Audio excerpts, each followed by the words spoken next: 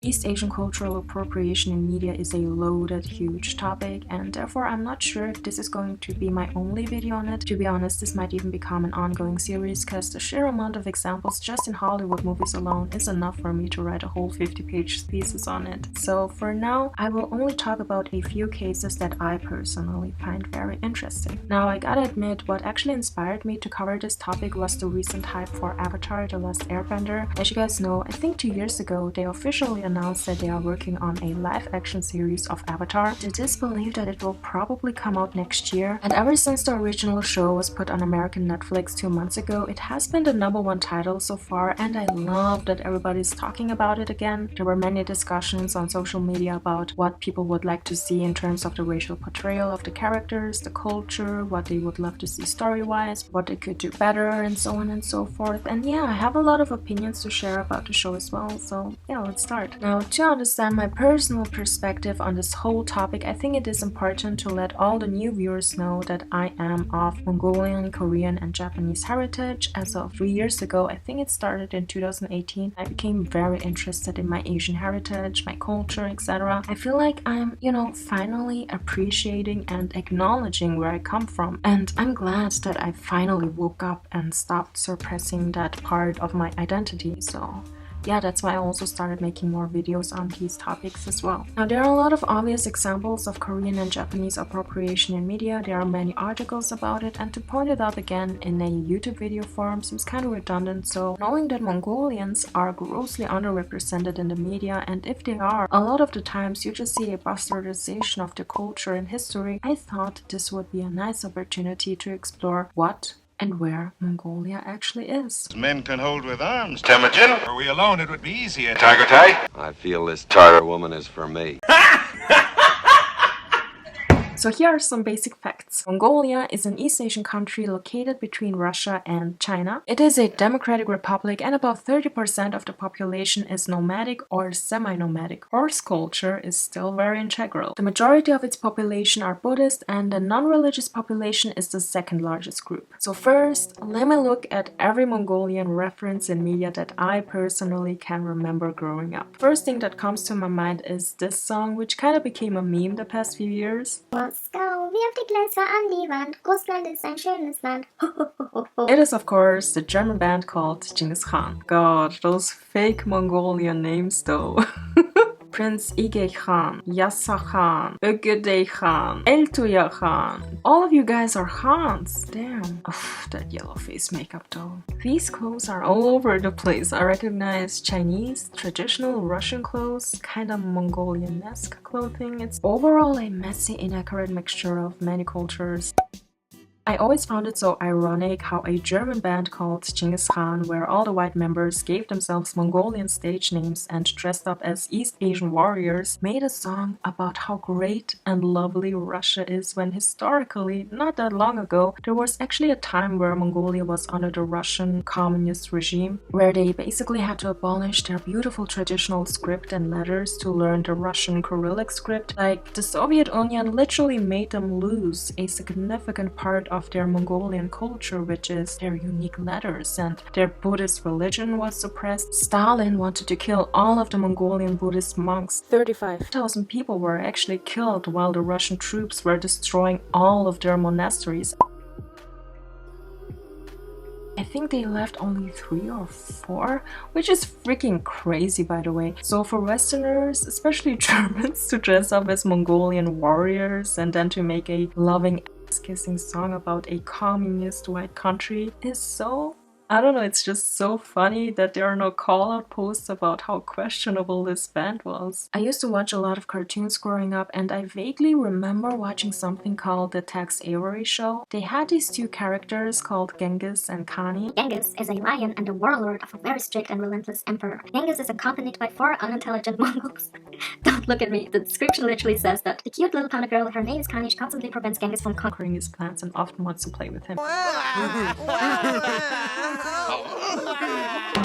Oh, no, you idiots! Like this! Oh. Yeah, it wasn't really good, and I always asked myself why they took the name when it didn't really have anything to do with Genghis Khan. Also, these East Asian clothes though.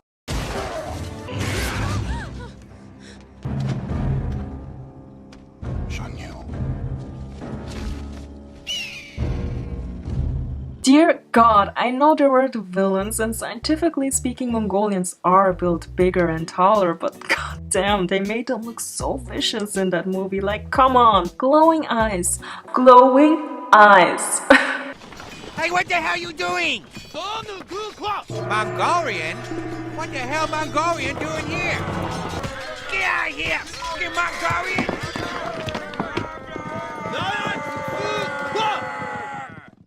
God damn it, how come every time us Chinese put up a wall, stupid Mongolians have to come and knock it down? Yeah, I know this is South Park, but it's just so funny how every time I see something Mongolian in the media, it's always just them being depicted as brutal warlords. Which, this stereotype is so untrue. I mean, of course, there was a very short time where Mongolians used to conquer almost all of Asia. Their empire even reached to Europe, but it fell very quickly. And honestly, if you look back at the last couple of 100 years, Mongolians were just nature-loving, peaceful nomads, just chilling around, you know? Mongolian nomads exist through cooperation, through making decisions together, being one together. I feel like I've been in the presence of a truly remarkable people.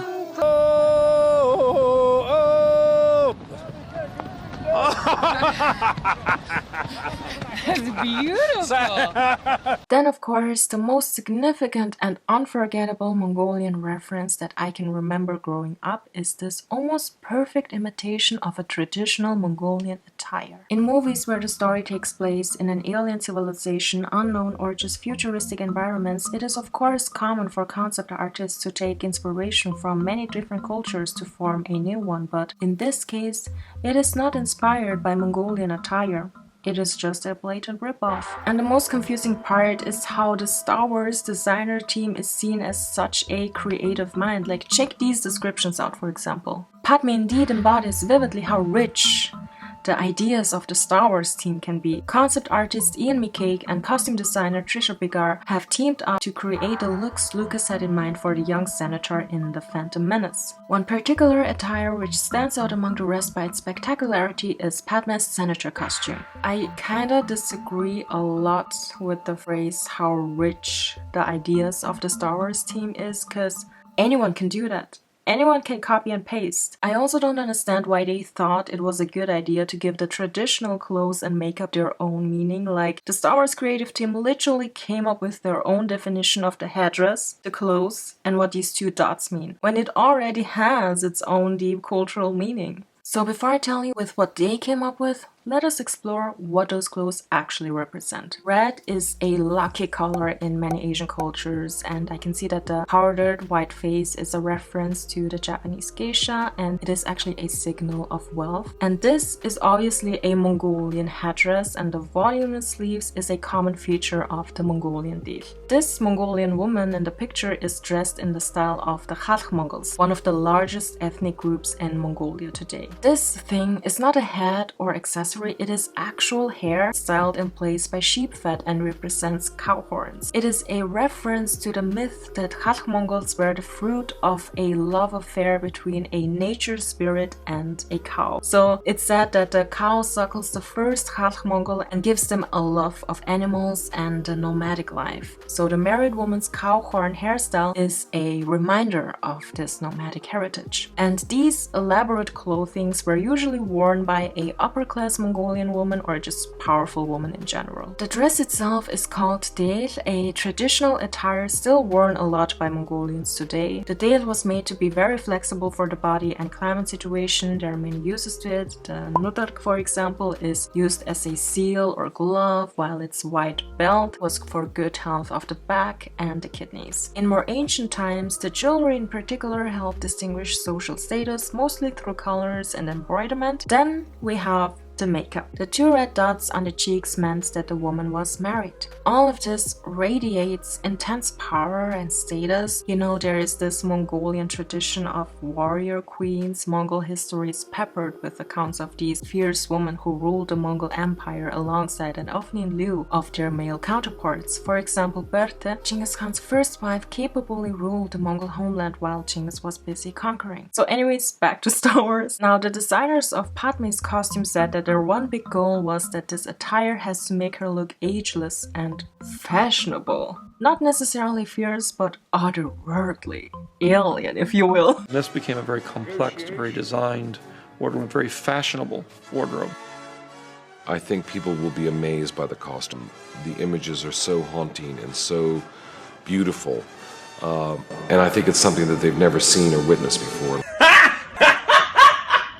And the meaning of the makeup was also given a whole different meaning. Now the makeup has heavy Asian influences. The two red dots are obviously the makeup of the married Mongolian woman, but when it comes to ap𝖗opriation, it signifies the harmony and balance brought to the planet. The red mark in the center of the bottom lip was inspired by geisha makeup, but here it represents the scar of separation and reminds us of a time where Naboo was in turmoil. Imagine Americans taking the sacred native headdress, basically just copying it and giving it a whole different meaning, completely shitting on its original culture and making millions of it. Other influences of East Asian attire can be also seen on ap𝖗opriation's other costumes. For example, here, this hair and the white foundation basically looks like a modernized geisha. Here, the clothes look kind of Tibetan, but also Chinese. I think with respect to episode 1, it became pretty clear immediately that these were costumes that we weren't going to be able to rent or hire from any place around the world. And the only way we're going to maintain the quality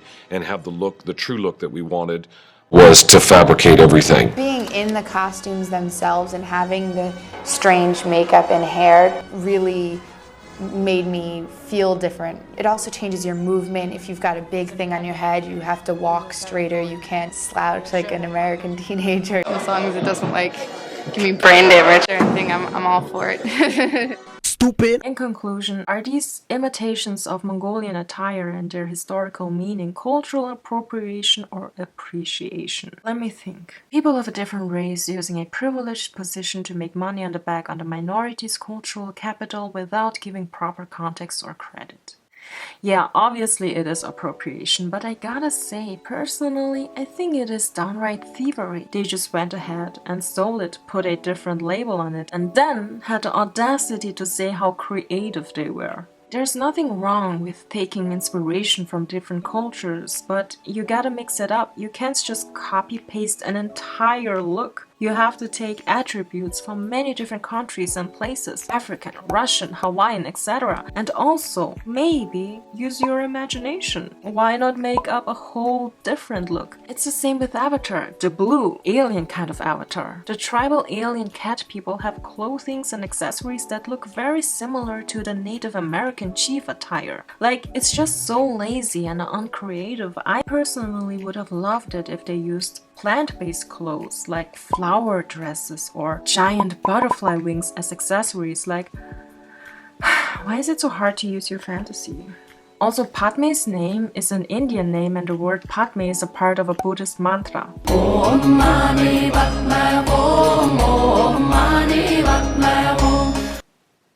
I don't know what to do with this information. And I know some of you guys will say, God, the prequels. Everybody knows how shitty and bad the prequels are. It's been over 10 years. Nobody cares. Well, okay, but first, when I posted this on my Instagram story, almost every response that I got was that nobody even knew that this was Mongolian attire, and that genuinely shocked me. Second, it's not just the prequels, it is all of Star Wars that reeks of Asian cultural appropriation, even the most recent one, Rogue One. So this is still going on. Now the harmless cases where they were clearly just inspired by Asian culture is, for example, in the philosophy. If you look at Yoda when he talks about the Force, to feel the Force flow, it suggests a Taoist principle of a divine flowing energy that controls and can be controlled. Film director George Lucas has actually acknowledged heavy plot influences from Akira Kurosawa's 1958 film The Hidden Fortress. The robes the Jedi wear remind us of the kimono of a samurai. Obi-Wan Kenobi, Qui-Gon Jinn have all very Asian-sounding names, and most strikingly, Darth Vader's mask and breastplate resemble the formal armor of the daimyo. And then we have these abominations.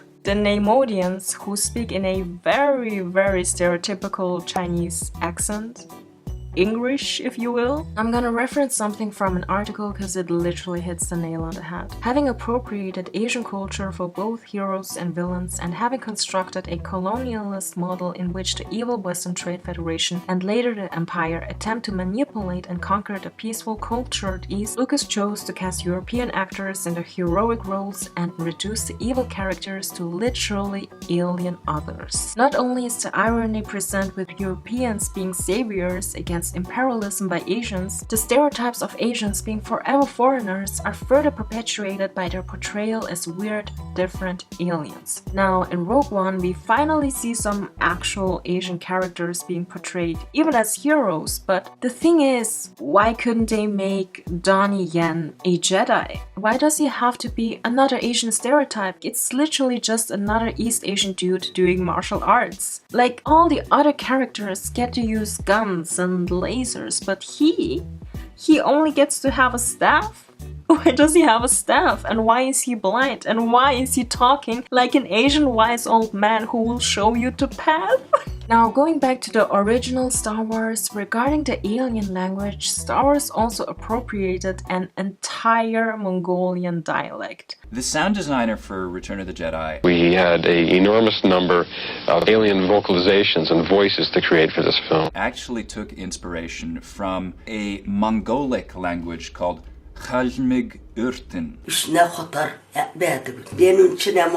Minority language, not very many speakers. He might be true about the fact that not many speak that dialect, but I have to say that I understood about a good 70% of what that lady was talking about in the video he referenced. Just in case some of you guys want to say that this dialect is so unique and rare on Earth, it's okay to appropriate it. Well, either way, it's not. But he liked the way it sounded.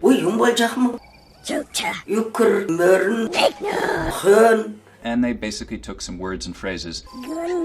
They don't mean what they meant in that language, and there's no real grammar here, but it's kind of cool. Again, it's okay to be influenced by a sound, but you gotta mix it up. You can't just take one thing that already exists. Like, okay, for example, Elvish in The Lord of the Rings. How beautiful does that language sound? And I think it's so unique because it was inspired by the entire Celtic language. Klingon sounds completely alien. Or the Na'vi, they took their sound from many different language sources. So I don't understand how you have millions of dollars and all these creative resources and yet you still can't make up an alien language? It's honestly the same as if Star Wars would have took the Swedish or German language for the aliens just because it's foreign to Americans. Like, there's no effort in that. And the funniest part to me is that they use the Mongolian language for these ugly creatures. You know, growing up in Austria, the only Asian representation that I saw were mostly just racist stereotypes. And regarding Mongolians, there was almost none. But I gotta admit, I did have the best personal representation, which was my dad doing his own artistic thing. I remember my dad having his own exhibitions where he was distributing his sculptures, which were all heavily inspired by Buddhism or just East Asian themes. Then I also remember when I was a child, there was this amazing exhibition about Genghis Khan, for which my dad was actually commissioned to make a whole statue of Genghis Khan. Later, he also made a statue of a Japanese samurai fighter and his wife, and we literally met Monkey Atsu 2 times.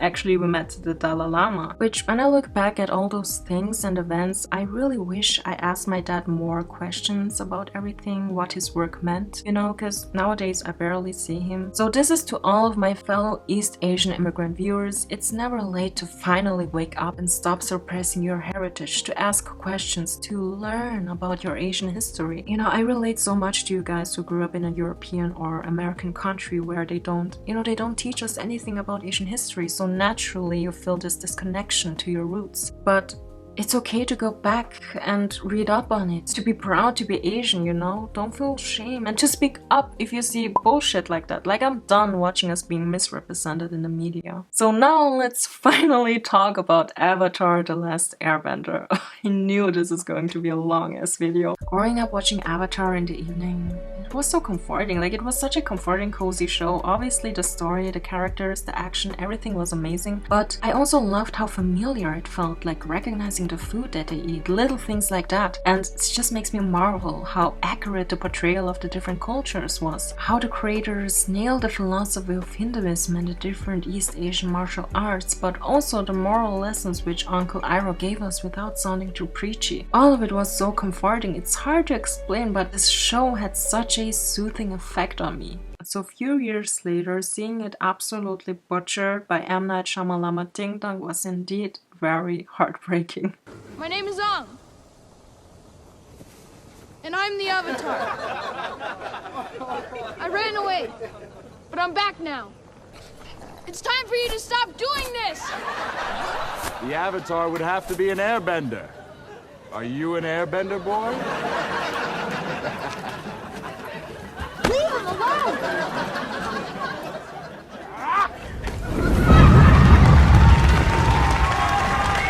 How is he doing that? I don't want to hurt anyone.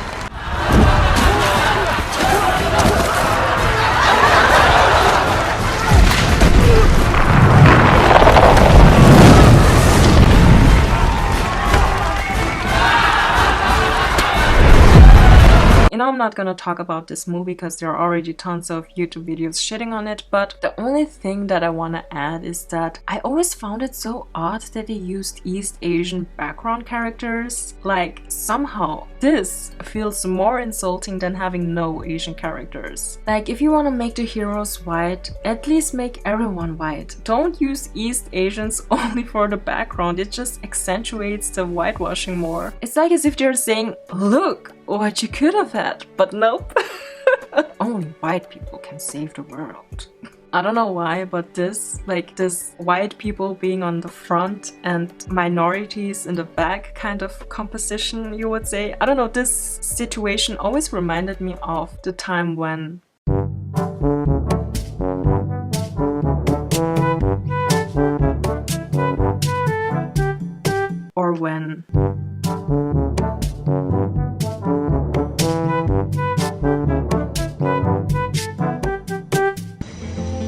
I'm very excited about my Chola bodyguards because I think they're so cute. Instead of having any old regular bodyguards, I said, well, why don't I, since I'm going to be doing the more 60s things, have my bodyguards be the Cholas. There's a definite Chola style, you know, Mexican-American or Puerto Rican, that kind of whole mixed vibe that I wanted. I grew up with girls like that. At one point, I wanted to be a Chola so badly. You know, I used to do my hair and my clothes the exact same way. It brings me back to my past, and it's something that I love. I think it's just a different look. Or when.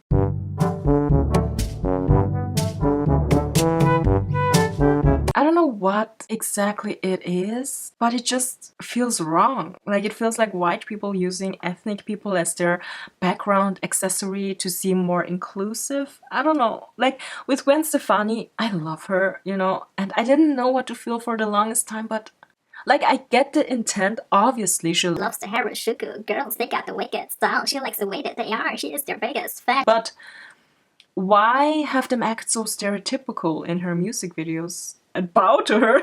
But I digress. Now I gotta cut it short here. Stay tuned for part 2. I promise in the next video I will only talk about Avatar. I'm also gonna talk about this controversy that happened on TikTok and all the discussions that resulted from this, what I would like to see in the live action version, all that and more in the next part. Thank you for watching, and I will see you guys very soon. Bye bye!